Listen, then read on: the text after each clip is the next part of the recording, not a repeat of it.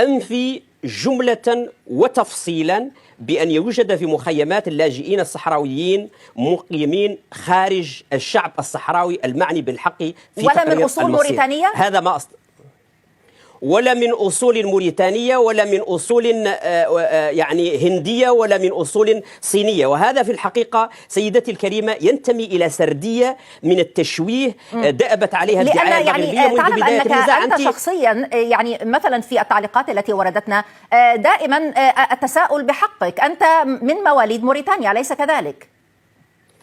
سيدتي الكريمة، يعني أنا أستغرب حقيقة يعني كيف بوسيلة إعلامية يعني من هذا المستوى تحاول شخصنة نقاش في الحقيقة يتعلق بالشعب الصحراوي. نريد أن نفهم طبيعة الضيف، يعني نريد، وهذا ما يقوله مشاهدونا، هذا سؤال يدور في قلب الكثير من مشاهدينا، ويتعلق بمستقبل منطقة كاملة وجدت نفسها رهينة أطماع توسعية للنظام المغربي، ليس فقط تجاه الصحراء الغربية ولكن تجاه جميع دول الجوار. ولكن إذا أردت فعلا، كنت مهتمة فعلا بمعرفة ما هي أصولي الشخصية، يكفي فقط أن تعودي إلى الإحصاء الإسباني الصادر سنة 1974 من طرف الإدارة الاستعمارية الإسبانية سنتين قبل الغزو المغربي للصحراء الغربية، وأن تعودي أيضا إلى نتائج عملية تحديد الهوية التي باشرتها الأمم المتحدة في الصحراء الغربية.